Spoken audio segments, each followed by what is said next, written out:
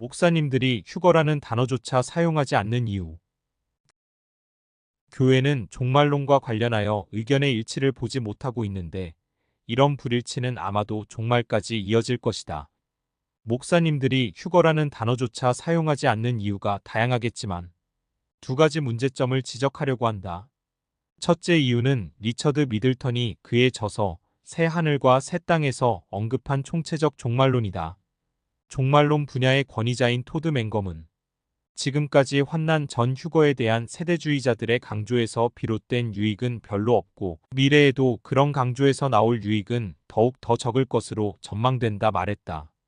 데럴 보크나 크레이그 블레이신 같은 다른 진보적 세대주의자들은 하나님, 나라의 현세적 성격을 강조한다. 조지 엘든 레드는 성경에서 구원의 방향은 하늘에서 땅으로 향하는 것이지 땅에서 하늘로 향하는 것이 아니라고 설명했다. 레드는 환란 전 휴거설을 받아들이지 않았다. 따라서 최종적 구속은 이 세상에서 또 다른 세상으로의 도피가 아니며 하나님의 세상이 내려와 이 세상의 변화를 가져오는 것으로 묘사할 수 있다. 그가 말하는 최종 상태는 하늘에서의 의인들의 모임이 아니라 구속된 땅 위에서 하나님과 완전한 교제를 나누는 구속받은 사람들의 모임이다. 많은 사람들이 휴거를 내세적이고 현실 도피적인 왜곡된 태도의 문제를 지적하면서 현재의 삶에 집중하라 권한다. 미들턴도 그의 저서 새 하늘과 새 땅에서 총체적 종말론을 언급하고 성경적인 종말론을 안내하면서 새 하늘과 새 땅에서 지상의 통치가 실현될 것이라 썼다. 살아서 그리스도와 더불어 1000년 동안 왕노릇한다를 그 증거로 삼았다. 휴거를 왜곡된 종말론으로 보는 그들의 진단은 교회에서 종말론을 몰아내는 데 기여를 했다. 반면 무디는 현 세상에 대한 다소 부정적 관점에서 내세적 천국의 소망을 강조했다. 1877년 한 설교에서 이렇게 말한 것으로 유명하다. 나는 이 세상을 망가진 배로 간주합니다. 하나님은 내게 생명선을 주시며 무디야, 내가 구할 수 있는 모든 사람을 구하라라고 말씀하셨습니다. 교회는 역사적으로 성령의 조망이나 예언의 말씀을 본질을 따르지 않는다면 궁극적으로 교회의 역동성과 부흥을 쇠퇴시켜왔다. 교회와 신자의 삶에서 종말 신앙의 궤적으로 따라가면 성경과 삶 사이에 간격이 있다고 서로 말한다. 휴거를 대망하는 신자들이 그렇게 말하고 휴거를 왜곡된 종말론으로 진단하는 그들도 그렇게 말한다. 대체적으로 신학대학에서 신학교수들이 학문적으로 후자학자들의 견해를 따르는데 그들에게 배우고 나온 목사들이 휴거를 입에 담지도 않는 이유 중 하나일 것이다. 미들턴의 말대로 성경이 지향하는 바가 사후세계에 고정되어 오직 최종 목적지로 삼고 살아가는 신앙이 문제점이라면 성경의 실제 주인공들 예컨대 예수님을 비롯하여 예언자들, 12제자, 바울과 세례 요한은 비성경적인 종말론자들일 것이다. 현대 교회에서 지나친 종말론을 걱정하는 것이 아니라 종말론을 찾아볼 수 없어 걱정하고 있다. 물론 이들이 지적하는 의도는 충분히 이해가 간다. 잘못된 종말론으로 문제를 일으키는 사이비들이 있어 왔기 때문이다. 그러나 마치 자본주의의 빈부격차를 해소하고자 사회주의를 선택했더니 더 큰 문제가 발생한 것처럼 교회에서 종말론을 걷어냈더니 어떤 문제가 발생시켰는지 같이 보아야 한다. 그들은 이 땅에서 정의를 세우고 불의를 몰아내고자 마르크스 사상을 교회에 침투시켰고 죄에 대해서는 더 관용적이 되었다. 현세적인 복에 더 집중하여 탐욕과 물질을 더 추구하게 되었고 도덕적으로 부패하기 시작하였다. 이 세상에 천국을 만들자고 하는 것은 오히려 비성경적이 될 수 있다. 예수께서는 성도의 최종적인 거처에 대해 말씀하셨다. 내 아버지 집에 거할 곳이 많도다. 그렇지 않으면 너희에게 일렀으리라. 내가 너희를 위하여 거처를 예비하러 가노니 가서 너희를 위하여 거처를 예비하면 내가 다시 와서 너희를 내게로 영접하여 나 있는 곳에 너희도 있게 하리라. 성도의 최종적으로 머무를 거처는 땅이 아니라 하늘에 있다고 말씀하셨다. 그들은 이 땅을 구속사적 관점에서 피조세계를 품어야 하며 세상 속으로 뛰어들어 책임감을 다하라 강조한다. 틀린 말은 아니지만 그들은 한 가지 문제점을 간과했다.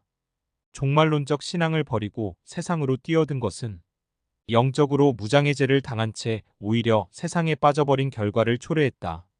신자는 세상의 빛이 되어야 하는 것이지 세상을 바꾸려는 유혹에 빠져서는 안 되는 것이다. 이 세상의 임금은 사탄인데 세상을 위해 일한다는 것은 덫에 빠지는 결과를 만들 수 있다. 너희가 세상에 속하였으면 세상이 자기의 것을 사랑할 것이나 너희는 세상에 속한 자가 아니요 도리어 내가 너희를 세상에서 택하였기 때문에 세상이 너희를 미워하느니라. 그들이 추구하는 방식은 오히려 성경적이거나 하나님의 방식이 아니었다.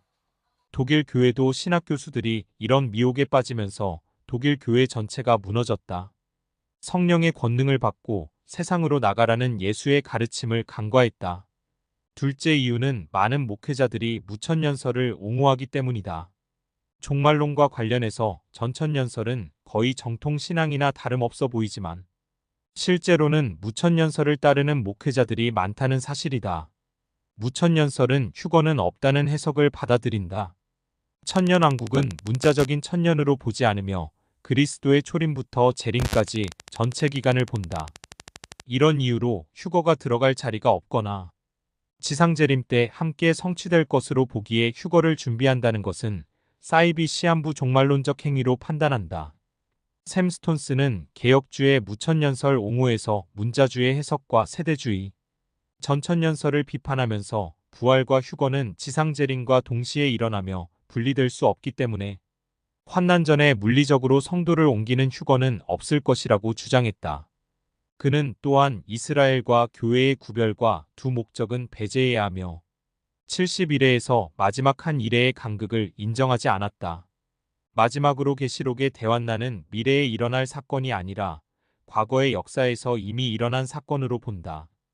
즉 70년에 로마에 의해 예루살렘이 멸망한 사건을 환난으로 해석한다. 따라서 인, 나팔, 대접 재앙과 짐승의 통치는 교회 시대의 전체에서 일어나는 사건들이다. 결국 무천년설은 이 세 개의 가지가 통합되어 세워지는 개념이므로 무언가 잘못되었다는 것을 간파하게 된다. 그들이 이런 견해를 갖는 설득력 주장 중에 하나는 신자가 하나님의 나라에 들어가려면 많은 환난을 마땅히 받아야 한다는 견해를 견지한다. 그런데 그들의 주장은 모순적인 면도 발견된다. 만약 인, 나팔, 대접 재앙이 교회 시대에 이미 성취된 것이라면 현재 교회는 이미 환난을 통과한 것이기에 언제라도 주님의 재림과 휴거가 있다는 환난 전 휴거와 같은 상황이 되기 때문이다. 이와 같은 이유들로 목사님들이 휴거라는 단어조차 사용하지 않는 것은 미혹에 해당한다. 휴거를 말하면 품위가 손상되는 것으로 여긴다. 종말론을 상실한 신자들이 더 거룩하고 의롭게 산다는 증거도 발견할 수 없다. 현재 세상 돌아가는 상황을 보면 전천년설이 성취될 것으로 전망된다. 휴거를 위해 가르치지 않고 준비시키지 않으며 자신도 주님의 오심을 기다리지 않는다면 총체적 리스크에 빠져 땅에 남겨질 수 있을 가능성이 높다. 그날에 일어날 일이다. 마라나타.